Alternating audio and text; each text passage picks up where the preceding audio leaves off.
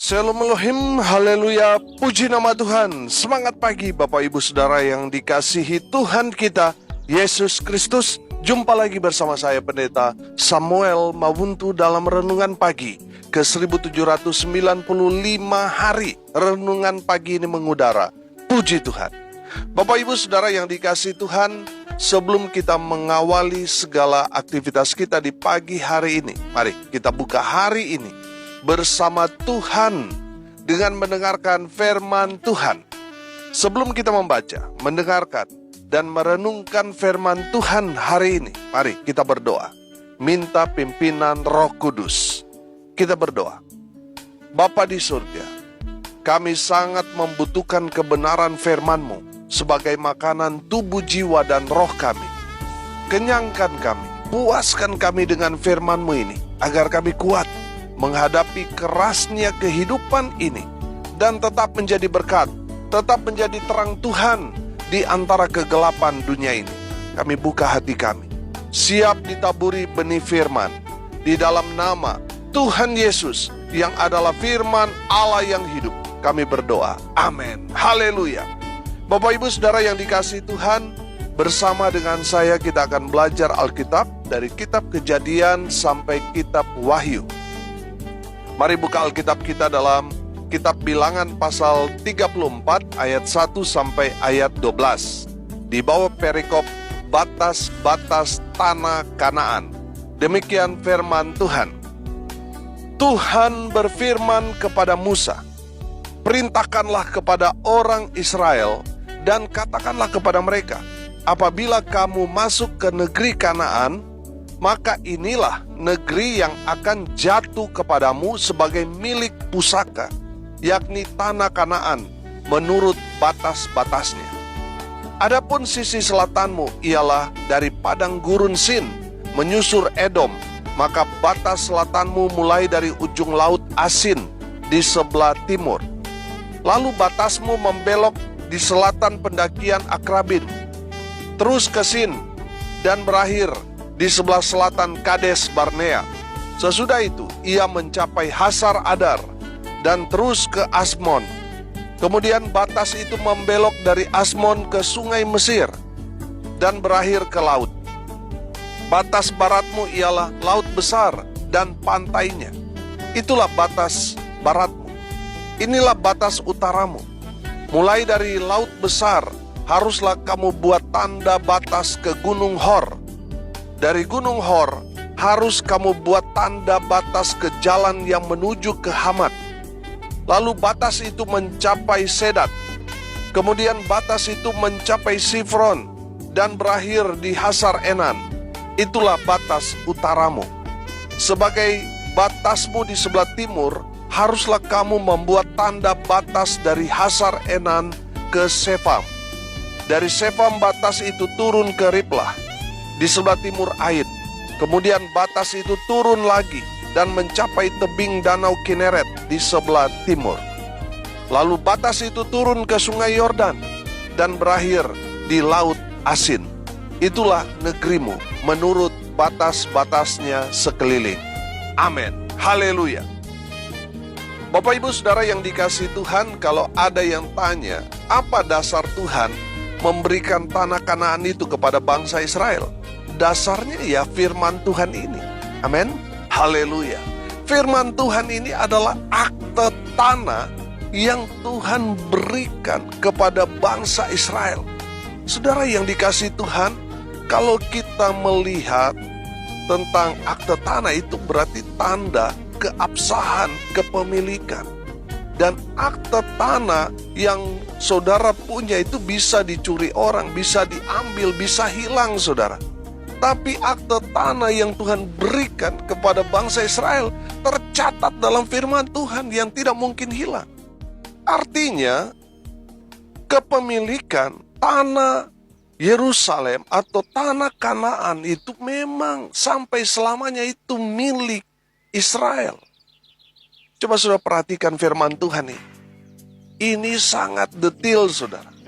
Batas-batas tanahnya, wah itu sangat-sangat detail saudara, betul? Haleluya. Saya mau ceritakan sejarahnya.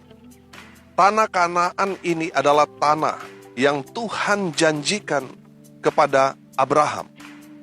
Abraham dipanggil Tuhan untuk keluar dari tanah leluhurnya, dari Ur Kasdim, dan pergi ke tanah yang Tuhan tunjukkan kepada Abraham. Dan tanah itu adalah Kanaan. Tanah yang subur, yang berlimpah susu dan madu. Saudara yang dikasihi Tuhan, kalau kita mendengar susu dan madu itu menandakan bahwa tanah itu memang benar-benar subur. Susu itu menandakan bahwa hewan ternak itu di sana terjamin rumputnya subur, sehingga hewan ternak itu terjamin mereka gemuk dan menghasilkan susu yang terbaik. Madu, saudara, madu ini kan diproduksi oleh lebah. Lebah itu kan mengambil sari-sari madu itu dari bunga-bunga. Itu menandakan memang benar tanah itu memang subur. Karena lebah itu kan dia hinggap di bunga-bunga tanaman, sehingga tanaman itu kan tertolong. Jadi kawin-mawin itu karena lebah itu, sehingga menghasilkan buah yang luar biasa. Saudara yang dikasihi Tuhan, saya melihat tanah Kanaan itu sangat-sangat diberkati. Amin. Saudara, walaupun tanah Kanaan itu diberkati, itu pernah terjadi beberapa kali terjadi kekeringan yang hebat, yang menyebabkan kelaparan hebat terjadi di Kanaan. Makanya Abraham pergi ke Mesir karena kelaparan hebat itu. Saudara yang dikasihi Tuhan, itu terjadi beberapa kali. Ishak juga pernah mengalami kelaparan hebat di Kanaan, sehingga dia harus pergi ke Mesir. Dan itu terjadi juga kepada Yakub. Yakub tinggal di tanah Kanaan, tapi terjadi juga kelaparan yang hebat di zaman Yusuf menjadi Perdana Menteri. Waktu itu Yakub dan anak-anaknya eksodus pindah ke Mesir, dan Yakub dikuburkan di tanah Kanaan. Saudara yang dikasihi Tuhan, perhatikan. Bangsa Israel itu berasal dari keturunan Abraham, Ishak, dan Yakub. Dan keturunan Yakub yang berada di Mesir beranak pinak dan menjadi satu bangsa yang besar di Mesir, yang dikenal dengan bangsa Israel, bangsa keturunan Yakub. Saudara, selama 400 tahun bangsa Israel di Mesir, dan di zaman Nabi Musa, mereka keluar dari tanah Mesir itu, kembali ke tanah leluhur mereka, tanah Kanaan, yang telah ditinggalkan Yakub, leluhur mereka, ratusan tahun. Dan mereka kembali di tanah Kanaan itu. Sudah ada orang-orang yang menduduki atau tinggal di tanah itu. Dan mereka harus berjuang untuk masuk ke tanah yang diberikan Tuhan kepada mereka. Dan saudara tahu bahwa bangsa Israel beberapa kali harus keluar dari tanah perjanjian itu karena kesalahan mereka sendiri, karena dosa mereka sendiri. Apa kesalahan Israel sehingga Tuhan mengizinkan mereka keluar dari tanah perjanjian? Ketika mereka lupa kepada Tuhan yang telah membebaskan mereka dari tanah perbudakan di Mesir, ketika mereka tidak menyembah kepada Tuhan Allah Israel, pada saat itu Tuhan murka dan Tuhan mengizinkan musuh Israel mengalahkan Israel, dan Israel harus keluar dari tanah yang dijanjikan Tuhan kepada mereka. Itu terjadi di zaman Raja Babel, di mana satu bangsa Israel ini harus keluar dari tanah Kanaan dan menjadi budak di Babel.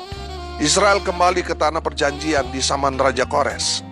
Dan terakhir terjadi tahun 70 Masehi, di zaman Jenderal Titus berkuasa di Yerusalem. Jenderal Titus ini sangat membenci Israel, dan dia menghancurkan bait suci, menganiaya orang-orang Yahudi pada saat itu, sehingga orang-orang Yahudi berdiaspora atau terpencar, melarikan diri keluar dari Yerusalem. Mereka mengembara ke negara-negara tetangga untuk menyelamatkan diri mereka.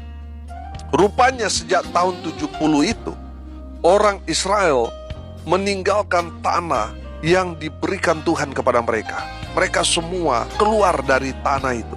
Nah, rupanya kehadiran orang Israel di beberapa negara ditolak oleh beberapa negara karena kehidupan orang Israel yang merasa diri mereka adalah orang kelas nomor 1. Betul, mereka orang pintar dari kacamata teknologi, pintar dalam usaha. Israel orang hebat, banyak penemu-penemu berasal dari Israel. Karena itulah yang membuat mereka menjadi sombong. Karena kesombongan mereka inilah membuat orang-orang asli di mana orang Israel tinggal merasa cemburu dan marah karena ulah mereka sendiri. Makanya di Argentina Israel ditolak, apalagi di Jerman. Tahun 1933 sampai 1945 terjadi satu peristiwa yang sangat terkenal di Jerman, yaitu Holocaust atau pembunuhan, pembantaian yang dilakukan orang Jerman yang dipimpin Adolf Hitler kepada orang Yahudi. Konon katanya orang Yahudi yang mati karena peristiwa itu ada 2 juta orang. Dan bahkan ada yang bilang lebih dari 2 juta. Dan sampai sekarang jumlahnya masih misteri. Karena keberadaan orang Israel ditolak di mana-mana.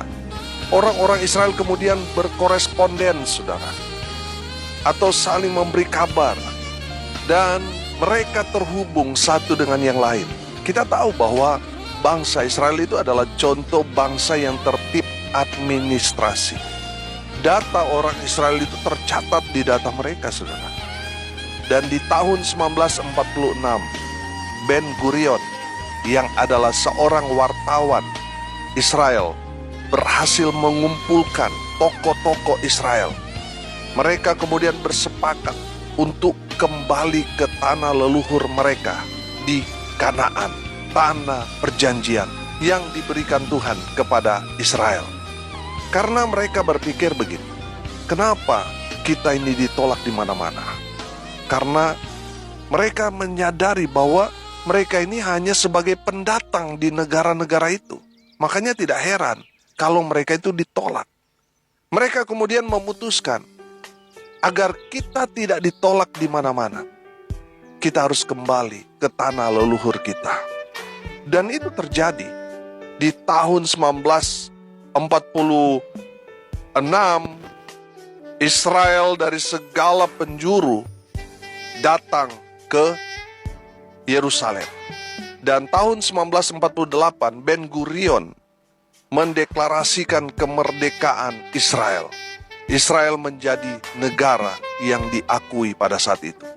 Saudara yang dikasihi Tuhan, yang menjadi masalah begini, ketika mereka kembali ke tanah Kanaan, tanah itu kan tidak kosong, karena sudah ditinggalkan dari tahun 70, jadi sudah 1000 tahun lebih ditinggalkan.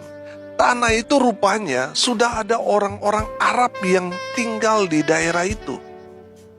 Sama dengan kondisinya pada saat bangsa Israel keluar dari Mesir dan kembali ke tanah yang dijanjikan Tuhan kepada Abraham. Tanah yang tadinya mereka tinggal itu sekarang sudah dikuasai oleh orang-orang yang tinggal di situ. Saudara, itu terjadi ketika bangsa Israel kembali ke tanah perjanjian di tahun 1946 itu.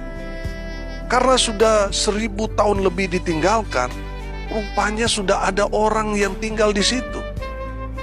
Bangsa Israel mengklaim tanah itu adalah milik mereka. Tapi orang-orang yang tinggal di situ karena sudah ribuan tahun tinggal, jadi mereka sudah punya sejarah sendiri. Jadilah saling klaim tanah. Karena Israel merasa benar, mereka mengklaim tanah ini tanah mereka, buktinya ada di dalam firman Tuhan ini. Tapi orang Arab yang tinggal di tanah itu juga mengklaim tanah ini tanah leluhur kami. Karena saling klaim itulah yang menyebabkan tanah itu sampai sekarang perang, karena saling klaim. Saudara yang dikasihi Tuhan, hari ini kita mau belajar dari kebenaran firman Tuhan ini.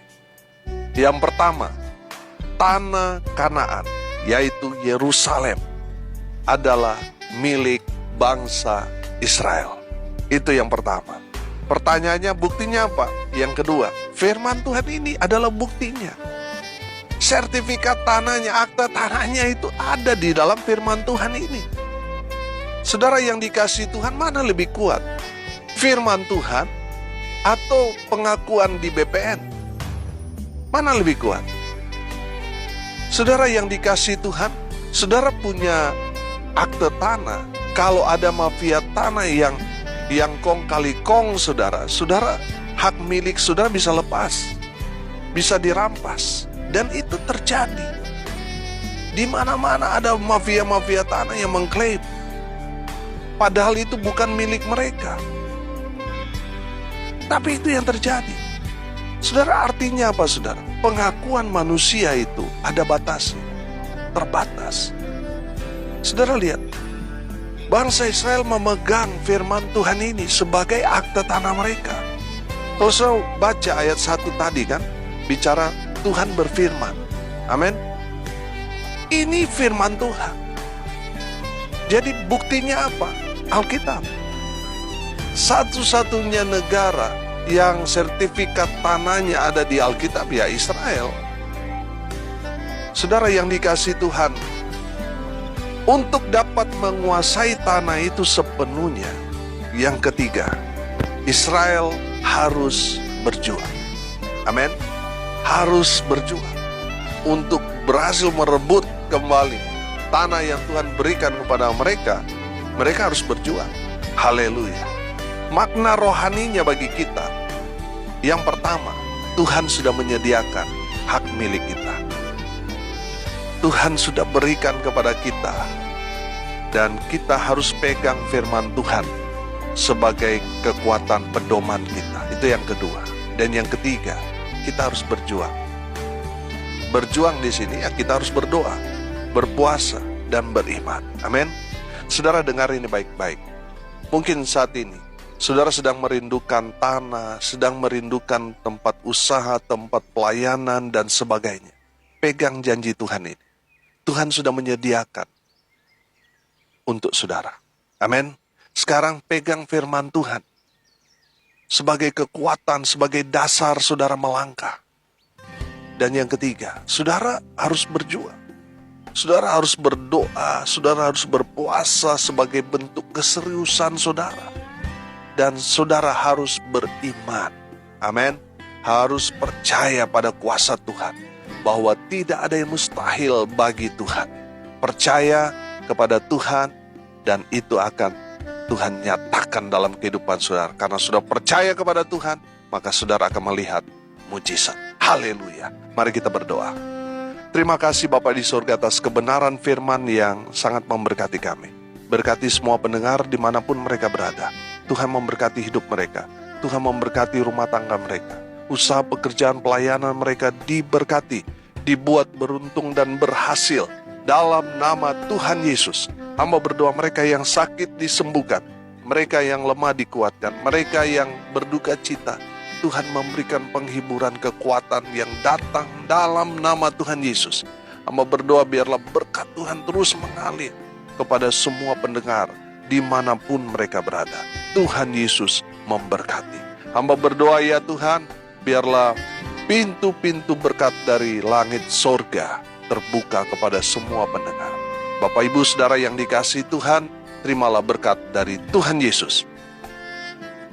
Tuhan memberkati engkau dan melindungi engkau. Tuhan menyinari engkau dengan wajah-Nya dan memberi engkau kasih karunia. Tuhan menghadapkan wajah-Nya kepadamu dan memberi engkau damai sejahtera. Di dalam nama Tuhan Yesus, sumber segala berkat. Bapak Ibu Saudara yang percaya diberkati Tuhan, katakan amin. Puji Tuhan. Bapak Ibu Saudara yang diberkati Tuhan, kalau saudara merasa diberkati melalui renungan pagi, bagikan juga kepada saudara-saudara yang lain, supaya mereka juga diberkati, karena untuk itulah kita dipanggil untuk jadi berkat. Kalau saudara mau konseling, mau sharing, saudara bisa hubungi japri saya di nomor 081337491360. Saya bersama hamba Tuhan akan berdoa buat saudara. Haleluya. Bapak Ibu Saudara yang dikasihi Tuhan, tanggal 20 Juni bulan depan kita akan merayakan 5 tahun audio renungan pagi di mengudara. Dan kita akan buat KKR nanti tanggal 29 Juni. Saudara yang dikasihi Tuhan, karena tempat ini terbatas, saudara bisa memesan tempat buat acara tanggal 29 Juni nanti. Saudara yang mau ikut, harap daftarkan diri saudara. Japri saya, dan kita akan mempersiapkan tempat buat Bapak Ibu Saudara sekalian untuk merayakan bersama-sama audio renungan pagi mengudara berulang tahun yang kelima. Haleluya. Salam kasih dari Bali, saya Pendeta Samuel Mabuntu. Sampai jumpa besok pagi. Tuhan Yesus memberkati kita semua. Haleluya.